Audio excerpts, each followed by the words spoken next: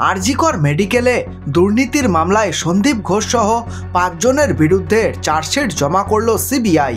তবে সেই চার্জশিট গ্রহণ করা হয়নি বলে জানা গিয়েছে।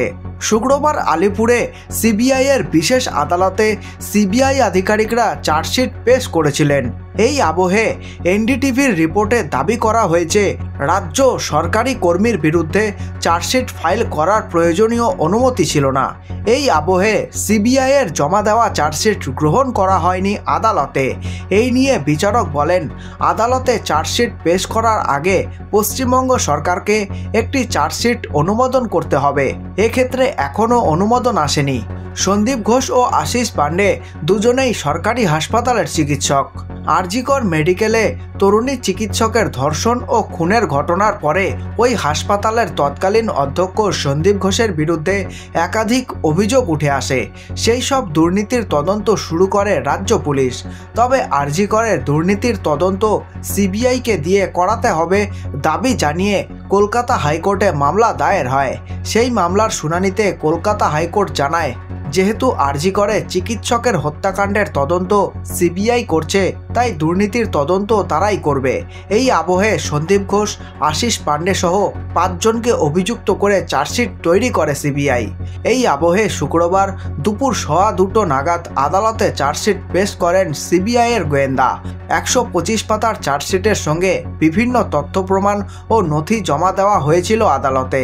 সিবিআই চার্জশিটে স্পষ্ট জানিয়েছে সন্দীপ ঘোষের নেতৃত্বেই দুর্নীতি হয়েছে।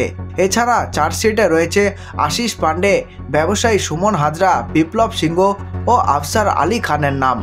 এর আগে সম্প্রতি এক রিপোর্টে দাবি করা হয়েছিল সন্দীপ ও তার আত্মীয়দের ব্যাংকে বেআইনি লেনদেনের খোঁজ পাওয়া গিয়েছে। এই পরিস্থিতিতে এনফোর্সমেন্ট কেস ইনফরমেশন রিপোর্ট দায়ের করে মামলার তদন্ত চলছে।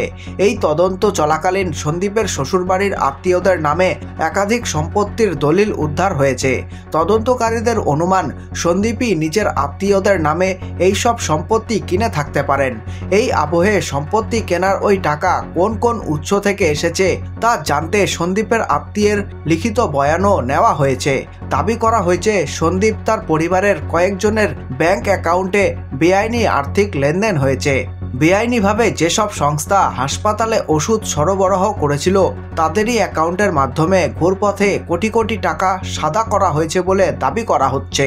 তার আগে আবার সামনে এসেছিল আরজিকর হাসপাতালে স্কিল ল্যাব তৈরিতে ব্যাপক দুর্নীতির অভিযোগ। দাবি করা হচ্ছে নিজের ঘনিষ্ঠ সংস্থাকে এই স্কিল ল্যাব তৈরির বরাত দিয়েছিলেন সন্দীপ ঘোষ। এমনকি এই সংস্থার নামে তার কাছে অভিযোগ জমা পড়লেও তিনি কোনো পদক্ষেপ করেননি। উল্টে প্রভাব খাটিয়ে অভিযুক্ত সংস্থাকেই প্রায় 3 কোটি টাকার সেই বরাত পাইয়ে দেন। এই আবহে মনে করা হচ্ছে এই দুর্নীতির টাকার একটি অংশ গিয়েছে সন্দীপের পকেটে। উল্লেখ্য, 2020 সালের ডিসেম্বর মাসে করোনা পরিস্থিতির মধ্যেই রাজ্য সরকার চিকিৎসকদের প্রশিক্ষণের জন্য স্কিল ল্যাব তৈরির সিদ্ধান্ত নিয়েছিল। এই আবহে আরজিকর হাসপাতালের তরফ থেকে স্কিল ল্যাব তৈরির জন্য দরপত্রের আহ্বান করা হয়েছিল। সেখানে বরাত পায় মা তারা ট্রেডার্স। সংস্থাটির মালিক বিপ্লব সিংহ, তিনি আবার সন্দীপ ঘোষের বেশ ঘনিষ্ঠ হিসেবেই পরিচিত। অভিযোগ, বিপ্লব সিংহ 2,97,36,000 টাকার দরপত্র দিয়েছিলেন। তবে ডায়মন্ড হারবার হাসপাতালে এই স্কিল ল্যাব তৈরি করতে লেগেছিল মাত্র 61,47,294 টাকা। সেখানে আরজি করে 4 গুণ টাকা দিয়ে কেন একটি সংস্থা বরাত পেল তা নিয়ে প্রশ্ন উঠেছে। এই ব্যাপারে তদন্ত চলছে বলে জানিয়েছে সিবিআই।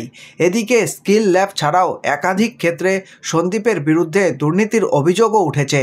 এই খবরটি ভালো লেগে থাকলে লাইক করতে পারেন এবং আপনাদের মূল্যবান সময় দেওয়ার জন্য ধন্যবাদ। আপনাদের দিন শুভ হোক।